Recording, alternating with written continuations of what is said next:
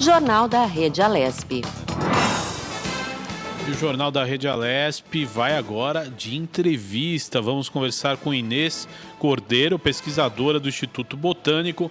Ela vai falar um pouco aí sobre a repercussão do PL 529 de 2020 em relação ao Instituto Botânico. Bom dia, Inês. Seja bem-vinda ao Jornal da Rede Alesp. Bom dia, muito obrigada pelo convite e bom dia a todos que estão nos assistindo aqui. Inês, para contextualizar a nossa conversa, o que faz o Instituto de Botânica?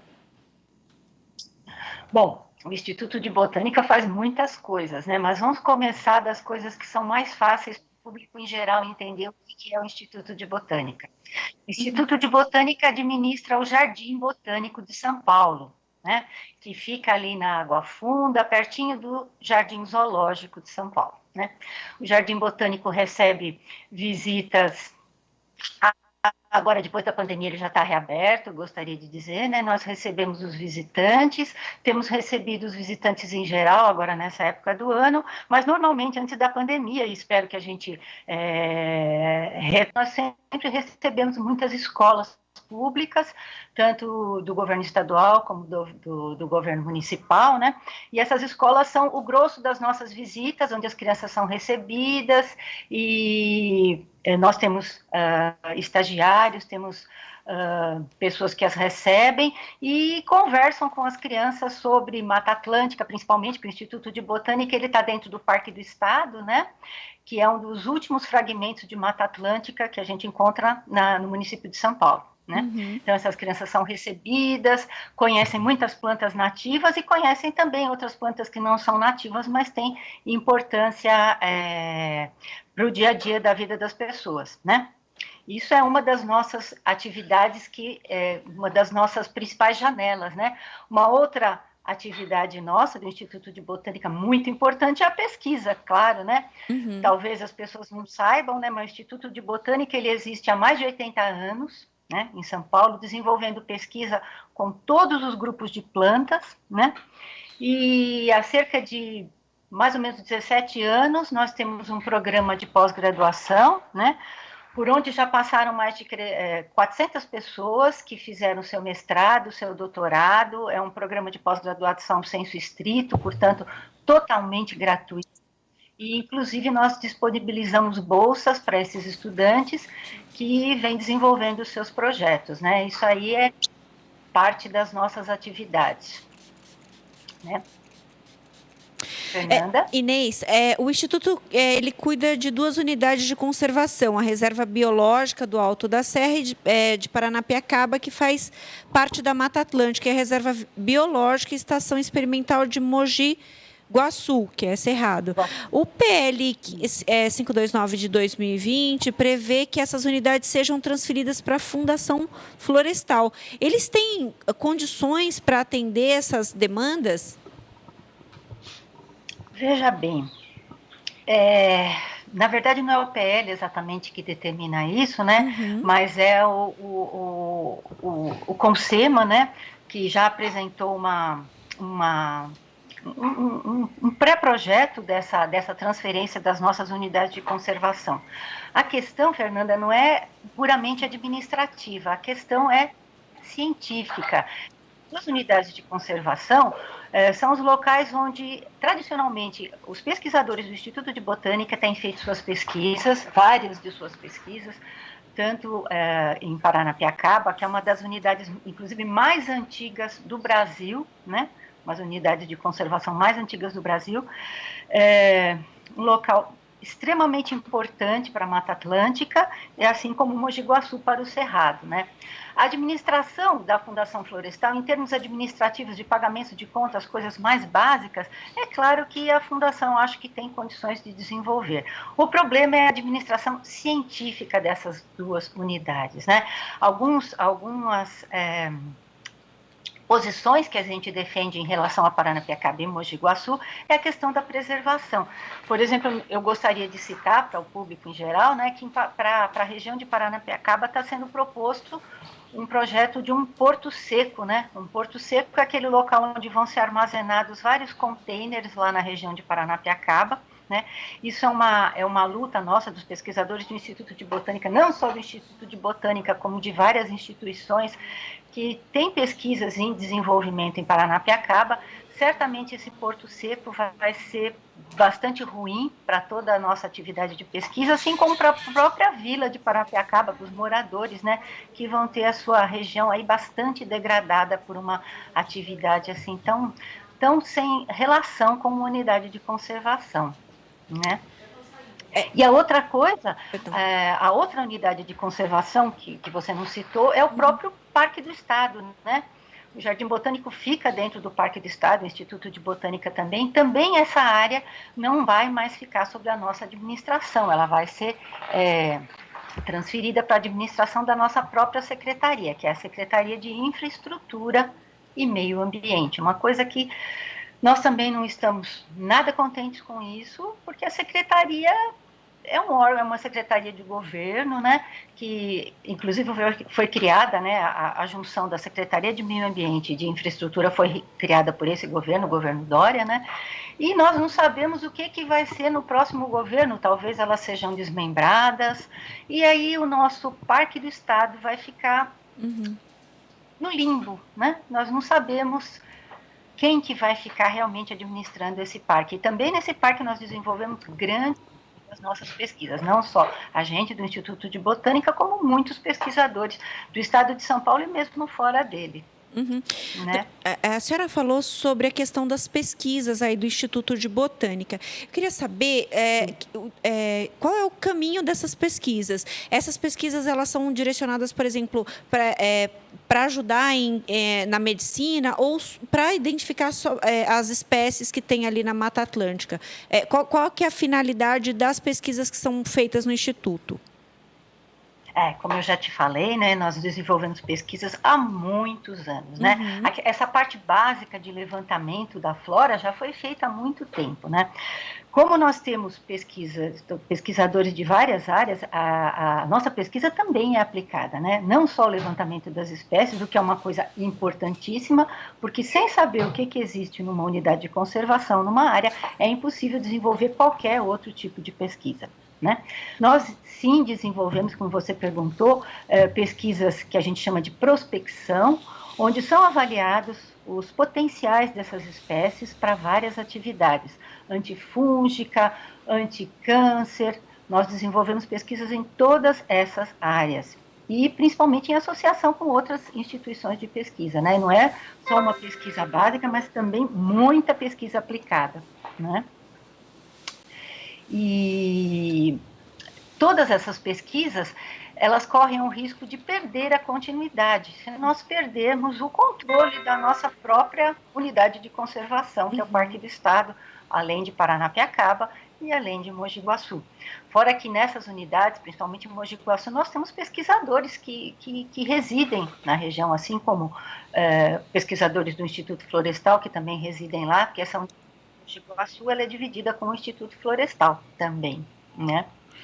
Agora, é interessante a gente perguntar, o projeto de lei, ele prevê a fusão com outros institutos. Quais os problemas dessa fusão, né? O que pode acarretar de dificuldades para o Instituto de Botânica e também para os seus pesquisadores? Bom, o primeiro aspecto que deve ser considerado é que essa fusão não recebeu nenhum estudo prévio, né? Nós somos 3 institutos, né? Na verdade, o que foi proposto pelo PL originalmente é a extinção do Instituto Florestal, né? E a transferência de todo o seu pessoal de pesquisa, não transferência física, mas transferência da atividade, para esse novo instituto que seria criado pela fusão do Instituto Geológico, do Instituto de Botânica e do pessoal de pesquisa do Instituto Florestal. Bom, a primeira coisa que nos vem à mente é que não foi feito um estudo dessa fusão, né? Nada foi estudado, nada foi determinado, não se fez nenhuma audiência pública no sentido de se averiguar se haveria realmente possibilidade, se há possibilidade desses 3 institutos e de todos os serviços a eles associados começarem a serem desenvolvidos por uma entidade única, né? A administração é uma coisa complicada, né? Nós estamos no limbo. Por que acreditar que essa instituição vai funcionar bem? Bom, é bastante complicado, principalmente para o Instituto de Botânica, que já passou, que está em pleno processo de concessão. Vocês devem se lembrar que durante o ano passado, durante esse ano, foram feitas várias reuniões públicas, audiências públicas, no sentido de liberar a concessão do Jardim Botânico de São Paulo, que faz parte do Instituto de Botânica. Nesse processo de concessão, ao final se chegou à ideia geral de que o Instituto de Botânica seria o órgão fiscalizador dessa concessão, pelo menos pelo lado do Jardim Botânico. Porque essa concessão do Jardim Botânico, ela não envolve apenas a área do Jardim Botânico, mas envolve também o Zoológico de São Paulo. E vocês devem saber que a PL 529 também propõe a extinção da Fundação Zoológico. Diferentemente do nosso Instituto de Botânica, nossos pesquisadores são todos concursados, somos todos estatutários, né? A Fundação Zoológico, ela tem pessoal contratado que desenvolve as atividades, que serão todos imediatamente colocados no olho da rua. Então, a coisa é bastante complicada. Para nós, Instituto de Botânica, se fôssemos mantidos como Instituto de Botânica, teríamos condições de administrar,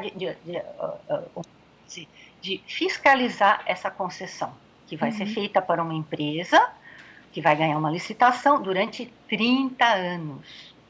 Eu devo dizer que nós somos muito poucos, que daqui a 30 anos talvez não exista mais nenhum pesquisador científico do Instituto de Botânica trabalhando lá na ativa, né?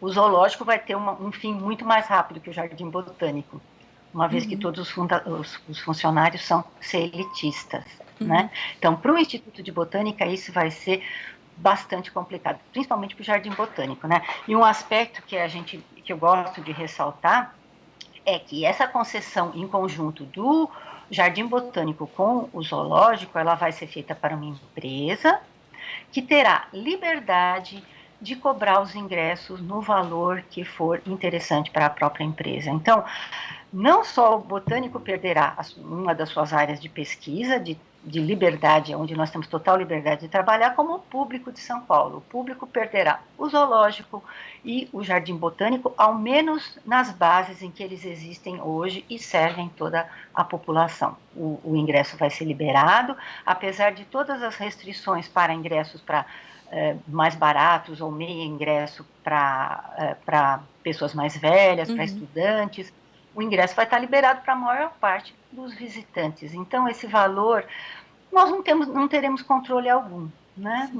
Nós vamos ficar numa casa onde é como se nós vivêssemos numa casa em que o nosso quintal não é nosso. A nossa área de trabalho vai estar submetida a uma empresa que nós não temos a mínima ideia de qual será, como é que vai ser. Então, em meio a um processo de concessão, já temos uma outra novidade, que é o PL. E consequências que virão dele.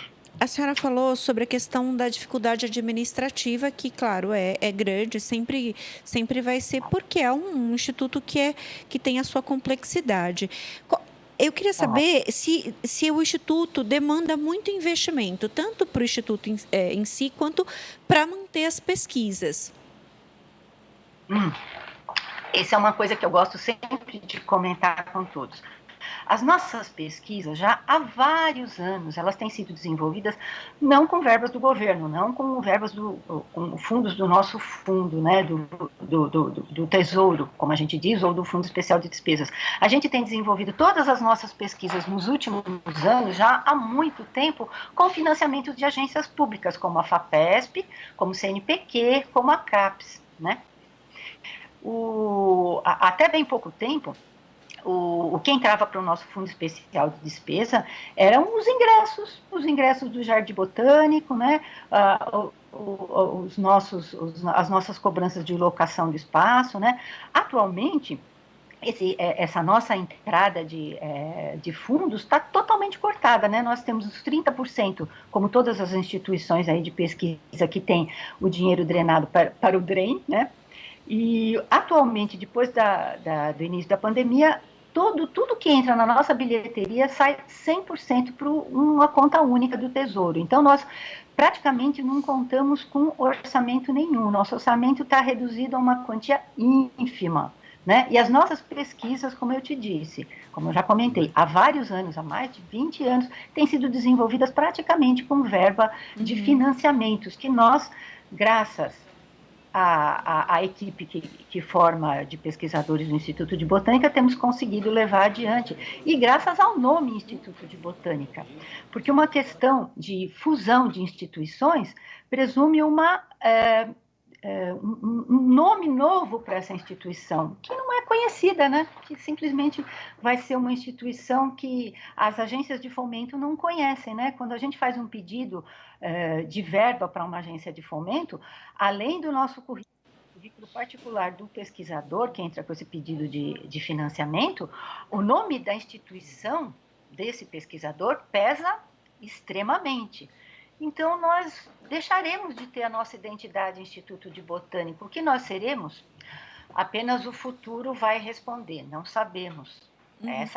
Esse aspecto da administração é bastante complicado. Então, como continuaremos a desenvolver nossas pesquisas? Não sei te responder nesse momento. Talvez o governo possa nos responder num futuro próximo. A senhora falou sobre a questão da importância das pesquisas, que a senhora tem esse medo de que não continuem por uma série de motivos.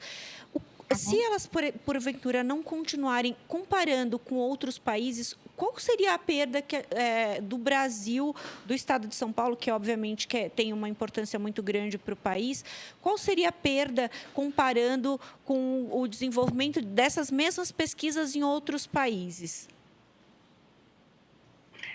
Bom, a perda seria imensa, né? Primeiro, considerando que São Paulo, a gente não pode esquecer, é o estado mais rico do Brasil.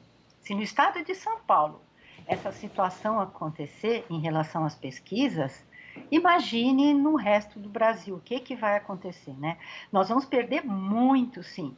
Inclusive porque nós temos relação com várias instituições de pesquisa, não só Brasil afora, como instituições do exterior também. Se essas pesquisas não tiverem continuidade, se os projetos que a gente está propondo, inclusive nós continuamos a propor projetos de pesquisa em parceria com outras instituições, como é que a gente vai desenvolver? Nós eu particularmente, acabei de fazer um pedido, uma implementação no edital aí do CNPq, onde várias pessoas do Brasil fizeram também, várias instituições, com a esperança de que nós continuaremos sendo o Instituto de Botânica. Esse pedido, esse financiamento só sairá no próximo ano. Eu não sei se nós poderemos dar continuidade a esse projeto. Será que nós seremos Instituto de Botânica? Poderemos dar continuidade? Aonde que esse dinheiro poderá ser administrado? Então, nós vamos perder muito. Sendo o estado de São Paulo o carro-chefe de várias pesquisas, inclusive de meio ambiente, a situação será bastante negativa, de maneira geral, para o Brasil como um todo, né? Nós não teremos como responder. Onde estará a nossa autonomia para responder como instituição de pesquisa? O panorama que se discutindo é bastante negativo nesse aspecto, Fernando. Agora, como é que está a conversa de vocês com os parlamentares? Já conversaram com o governo do estado? Já fizeram a exposição aí desses argumentos? Como é que está essa conversa? Nossa, boa pergunta. Essa conversa está das mais ativas, né? Nós estamos a cada dia conversando com vários parlamentares, né? Agora vai estar um pouquinho mais complicado, né? Porque nós, inclusive, as pessoas mais novas dos institutos aí foram até a Lesp conversar presencialmente, né? Agora, a partir de agora, eu não sei como isso vai ser, né? Mas mesmo não presencialmente, nós temos feito várias reuniões online com os deputados que se dispuseram a nos atender, né? A grande maioria dos deputados, mesmo os deputados da bancada do governo, eu devo mencionar, eles consideram o PL 529 um projeto de lei bastante complicado. Mas o que todos nos falam, né? O que todos nos falam é que vai ser bastante complicado também segurar vários dos seus artigos, né? Que isso vai ser praticamente impossível. e que muitos deles deverão passar, principalmente a questão que nos fala mais de perto, né, que é a questão dessa fusão dos institutos de pesquisa, que seria algo bastante, dos institutos de pesquisa da Secretaria de Infraestrutura e Meio Ambiente, que seria bastante ruim. Apesar dessa posição de alguns deputados, nós continuamos lutando, vários são muito positivos com a gente, dizendo que vão votar contra, e eu espero que votem de fato, né, a gente conta com essa promessa aí dos deputados, mas entendemos da grande dificuldade que é votar contra o governo.